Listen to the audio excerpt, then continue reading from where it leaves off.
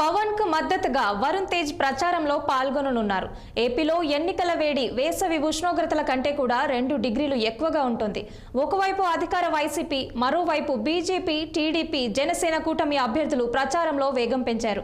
ఈ తరుణంలోనే జనసేన అధినేత పవన్ కళ్యాణ్ పిఠాపురంలో పోటీ చేయనున్నారు. అక్కడ ఇప్పటికే ప్రచారాన్ని కూడా నిర్వహించారు. ఆ తర్వాత పలు నియోజకవర్గాల్లో పవన్ కళ్యాణ్ టీడీపీ అధినేత చంద్రబాబుతో కలిసి ఎన్నికల ప్రచారం నిర్వహిస్తున్నారు. దీంతో తాను పోటీ చేసే నియోజకవర్గంలో ఎన్నికల ప్రచార కార్యక్రమాలను నాగబాబు దగ్గర నుంచి పర్యవేక్షిస్తున్నారు.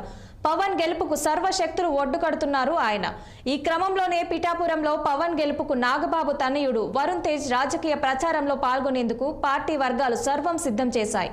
ఈ మేరకు జనసేన పార్టీ అధికారికంగా ప్రకటన విడుదల చేసింది. ఇది ఇతనికి తొలి రాజకీయ ప్రసంగం కానుంది. ఎన్నికల ప్రసంగంలో పాల్గొనేందుకు సిద్ధమైన వరుణ్ తేజ్ ఎలా మాట్లాడతారు, ఏం చెబుతారన్న ఉత్కంఠ అటు రాజకీయ వర్గాల్లో ఇటు సినీ అభిమానుల్లో నెలకొంది. ఈ ప్రచారం గొల్లప్రోలు రూరల్ మండలం తాటిపత్రిలో మొదలు కానుంది. వన్నెపూడి మీదుగా కొడవలి, చందుర్తి మీదుగా దుర్గాడ చేరుకుంటారన్నాయి.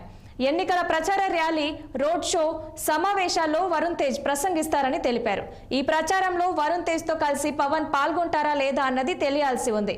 ఇప్పటికే నాగబాబు, జానీ మాస్టర్, హైపర్ ఆది, పృథ్వీ, గెటప్ శ్రీను తదితరులు స్టార్ క్యాంపెయినర్లుగా ప్రచారం చేస్తున్నారు.